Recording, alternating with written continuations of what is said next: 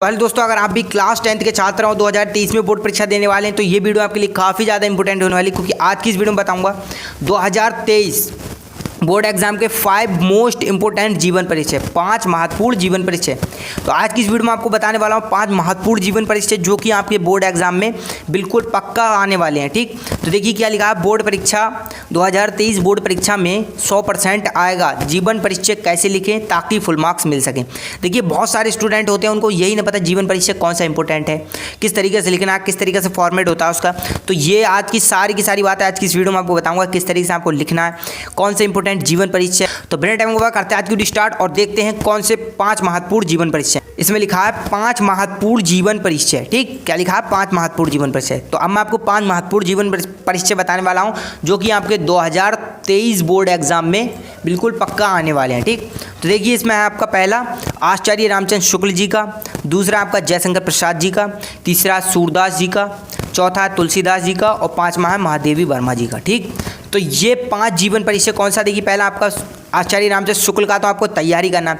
ये 2 जीवन परिचय आपके लेखक के जीवन परिचय हैं और ये 3 जीवन परिचय आपके किसके हैं, कवि के जीवन परिचय। ठीक, तो देखिए आपसे बोर्ड एग्जाम में पूछेगा कि कवि का जीवन परिचय दीजिए। ठीक, तो कवि का जीवन परिचय आपको देना है, तो आपको ये देना है, इसमें से सूरदास जी हैं, तुलसीदास जी हैं, महादेवी वर्मा, ये आपको 3 जीवन परिचय तैयार करना है। इसमें से आपका 1 जीवन परिचय फंस जाएगा और आपको 5 नंबर आसानी से मिल जाएंगे। ठीक, तो आपका जो भी इस बार आपका पेपर चेंज हो गया, तो पेपर में आपका क्या है, पहले आपका जीवन परिचय आपको 3 नंबर का देखने को मिलता था, लेकिन अब आपको क्या है 5 नंबर का जीवन परिचय देखने को मिलेगा।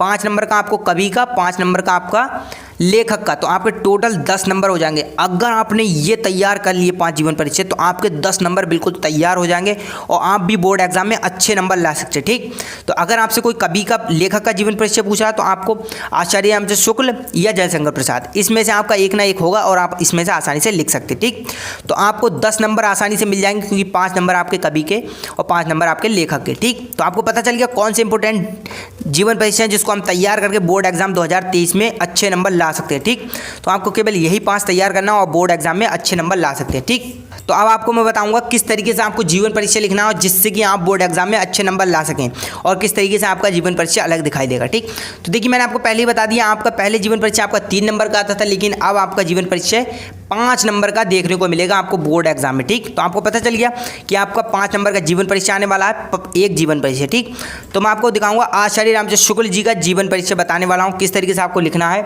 और कौन कौन सी हेडिंग डालनी है, क्या क्या करना है। ठीक, तो वो आपको बताने वाला हूँ, तो देखना ध्यान से आपको, और इसको चाहें तो आप नोट भी करते रहें मेरे साथ साथ। ठीक, तो देखिए इसमें लिखा है, पंडित रामचंद्र शुक्ल का जन्म बस्ती जिले के अगौना नामक गांव में 1884 ईस्वी में हुआ था। अब देखिए आपको इतना बस आपको बात ध्यान रखनी है, आपको शुरू में आपको लिखना है आचार्य रामचंद्र शुक्ल, मतलब जिसका भी आप जीवन परिचय लिख रहे हैं उसमें आपको क्या, उसके गांव का नाम और उसके मतलब जिस सन में पैदा हुआ उसको आपको काले पेन से हाईलाइट करना और सबसे पहले आपको वही लिखना है। ठीक, तो आपको पता चलिए इस तरीके से लिखना है। फिर लिखना है आपको 4 वर्ष की अवस्था में ये अपने पिता के साथ रठ जिले हमीरपुर चले गए और वहीं इनकी प्रारंभिक शिक्षा हुई।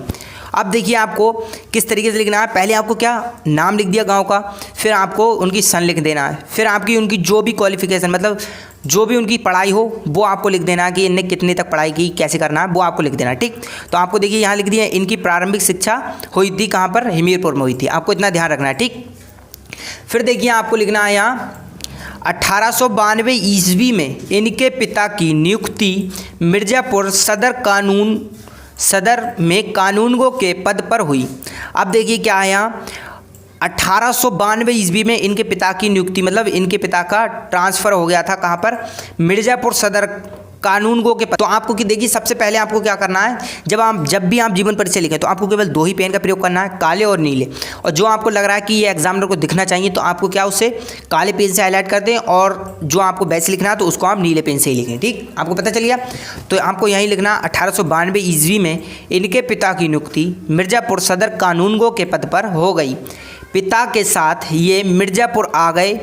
ठीक, और फिर आपको लिखना है पिता के साथ ये मिर्ज़ापुर आ गए। देखिए जैसे मैंने यहाँ मिर्ज़ापुर है उसको हाईलाइट कर दिया, जिससे कि एग्जामिनर को बिल्कुल साफ दिखाई दे सके, क्लियर कि कौन सी बच्चा क्या चीज़ बताना चाह रहा है। ठीक, फिर लिखना है 1921 ईस्वी में इन्होंने मिशन स्कूल से फाइनल की परीक्षा उत्तीर्ण की। अब देखिए क्या, मिशन स्कूल से 1921 में क्या इनने मिशन स्कूल से फाइनल की परीक्षा उत्तीर्ण की। फाइनल मतलब 10th क्लास की, ठीक समझ गए आप। तो 10th क्लास की परीक्षा उत्तीर्ण की इनने किस कौन से 1921 ईस्वी में मिशन स्कूल से, ठीक। तो आपको इसको मिशन स्कूल है इसको हाईलाइट कर देना है और आपको लिखते चले जाना है, ठीक। फिर आपको लिखना है था उपरांत प्रयाग की कष्ट पाठशाला इंटर कॉलेज में नाम लिखाया, किंतु गणित में कमज़ोर होने के कारण इंटर की परीक्षा नहीं दे सके। अब देखिए यहाँ क्या लिखा है, इंटर कॉलेज, ठीक। मतलब इन्होंने इंटर कॉलेज में नाम लिखाया और गणित में कमज़ोर थे, इस कारण ये क्या गणित में फेल हो गए थे, ठीक। इंटर मतलब जो इंटर का पेपर था वो नहीं दे पाया गणित का, इस वजह से क्या इंटर में फेल हो गए। तो आपको इसमें कौन कौन से पॉइंट हाईलाइट करना है, आपको इसमें इंटर कॉलेज जो है वो हाईलाइट करना है, गणित को मतलब हाईलाइट कर देना, जो भी आपको लगता है कि हमें एग्जामिनर को दिखाना चाहिए और जिससे एग्जामिनर हमें अच्छे नंबर देगा, ठीक। तो इसीलिए आपको हाईलाइट कर देना और इसमें मेन टॉपिक याद रखना है। जैसे कि यहाँ मैंने देखिए क्या लिखा है, इलाहाबाद से इंटर की परीक्षा मतलब इंटर की परीक्षा उत्तीर्ण की, ठीक। तो ऐसा करके आपको ध्यान रखना है, गणित में कमज़ोर होने के कारण इंटर में फेल होगा, ठीक। फिर देखिए आपको क्या लिखना है यहाँ, बाद में हिंदी शब्द सागर के लिए वैतनिक सहायता के रूप में काशी आ गए। और फिर देखिए क्या है, बाद में हिंदी शब्द सागर मतलब जो हिंदी शब्द सागर है उसका ज्ञान प्राप्त करने के लिए कहाँ आ गए थे, काशी आ गए।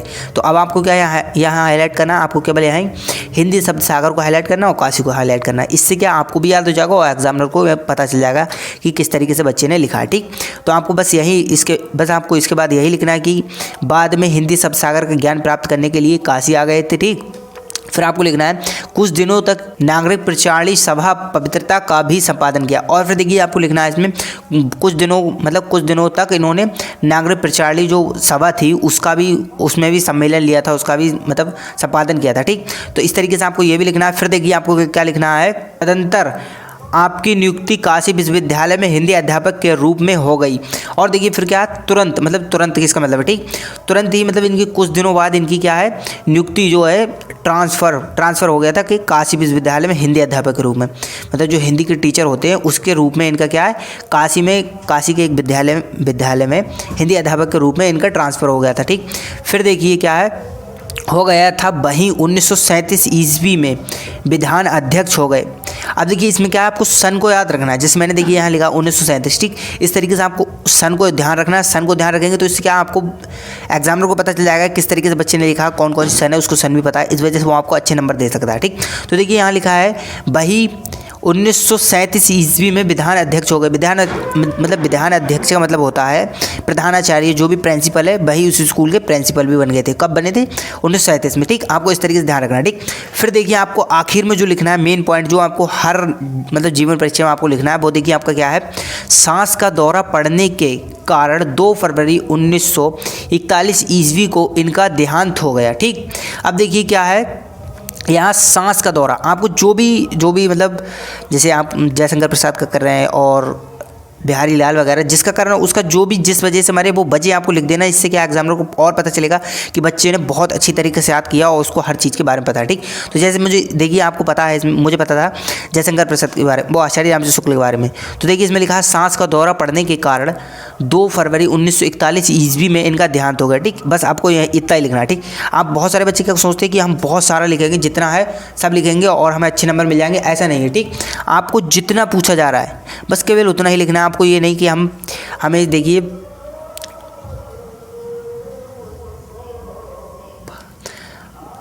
अगर आप ज़्यादा भी लिखेंगे तब भी आपको 5 नंबर मिलेगा और आप अगर कम लिखेंगे तब भी आपको 5 नंबर मिलेंगे, ठीक।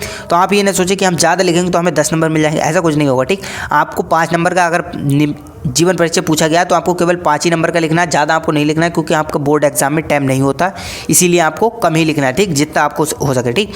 फिर देखिए आपको क्या लिखना है, यहाँ रचना है, ठीक। क्या लिखा है, रचना है। पहले आपको रचना हेडिंग डालनी, क्योंकि देखिए आपके पहले ही क्वेश्चन में मेंशन कर दिया जाता है कि रचना के आपको 2 नंबर मिलेंगे और 3 नंबर आपको जीवन परिचय लिखने को मिलेंगे, ठीक। तो आपको पता चल गया। अब आप चाहो इसको जीवन परिचय को जितना बड़ा चढ़ाकर आप लिखते रहें, पर आपको उसको कितना नंबर मिलेगा, आपको 3 नंबर, आपको 2 नंबर नहीं मिलेगा, तब भी आप 5 नंबर नहीं होगा, ठीक। तो इसीलिए आपको रचनाएं लिखनी है। तो रचना की मैंने हेडिंग डाली है। अब देखिए आपको किस तरीके से लिखना है, जैसे मैंने लिखा केवल उसी तरीके से आपको लिखना है, ठीक। तो देखिए यहाँ लिखना है, शुक्ल जी ने हिंदी साहित्य की महान सेवा की। ठीक, आपको मतलब आचार्य जो शुक्ल जी हैं उनके बारे में बड़ा चढ़ा कर लिखना है। ठीक, तो इसमें देखिए क्या लिखा है मैंने, शुक्ल जी ने हिंदी साहित्य की महान सेवा की। वे प्रसिद्ध निबंधकार, निष्पक्ष आलोचन श्रेष्ठ और इतिहासकार और सफल संप्रदाय थे। ठीक, अब देखिए क्या है इसमें मैंने लिखा है, जो शुक्ल जी थे, आचार्य रामचंद्र शुक्ल जी थे, वो हिंदी साहित्य की उन्होंने महासेवा की, मतलब महान सेवा किया। बहुत सारे उनको निबंध, आलोचन, इतिहासकार और बहुत सारी चीज़ें उनको लिख कर दी, जिससे कि क्या वो उन्होंने हिंदी की महान सेवा की। इस तरीके से आपको लिखना है। ठीक, फिर देखिए मैंने क्या लिखा है, उनकी रचनाओं का विभांतर निम्न प्रकार है, मतलब उनकी जो रचनाएं हैं वो इस प्रकार हैं। ठीक, आपको इस तरीके से भी अपनी भाषा में लिख सकते हैं। जैसे देखिए मैंने लिखा है निम्न प्रकार है, तो देखिए निम्न प्रकार में आपको डालना है, हेडिंग डाल लेनी है। नंबर 1 चिंतामणि, नंबर 2 विचार विधि, नंबर 3 रश्मिमांस, नंबर 4 त्रिवेणी, नंबर 5 सूरदास। ठीक, अब आपको क्या ज़्यादा आप सोचे कि हम ज़्यादा रचनाएं लिख देंगे तो ज़्यादा नंबर मिल जाएंगे, ऐसा कुछ नहीं। केवल आपको जितनी रचना पूछी जा रही है आपको 1-2 ही लिखना है, आप ज़्यादा नहीं लिखे। मैंने इतनी लिख दी, मैंने सोचा जिससे कि आपको याद हो जाए, और ये सरल रचना है जिससे कि आपको पता चल जाए। ठीक, तो आपको बस इसी तरीके से जो भी मैंने जो फॉर्मेट बताया इसी फॉर्मेट में आपको लिखना है और आपको बोर्ड एग्जाम में अच्छे नंबर मिल जाएगा। ठीक, और आपको ये पाँच जो मैंने आपको जीवन परीक्षा बताए, ये 5 जीवन परीक्षा आप तैयार करके चले गए गाधांश और पाधांश में, तो आपके सोचिए 10 नंबर बिल्कुल पक्के हो जाएंगे। तो इसीलिए आपको आचार्य रामचंद्र शुक्ल का और जयशंकर प्रसाद का आपको क्या लेखक में तैयार करना है, और सूरदास, तुलसीदास और महादेवी वर्मा, ठीक, इनका कवि में। बस आपको यही 5 जीवन परीक्षा अगर आप तैयार करके चले गए बोर्ड एग्जाम में तो आपको 10 नंबर बिल्कुल पक्का मिल जाएंगे। ठीक, आज के लिए इतना ही, मिलते हैं अगली वीडियो में। Thank you.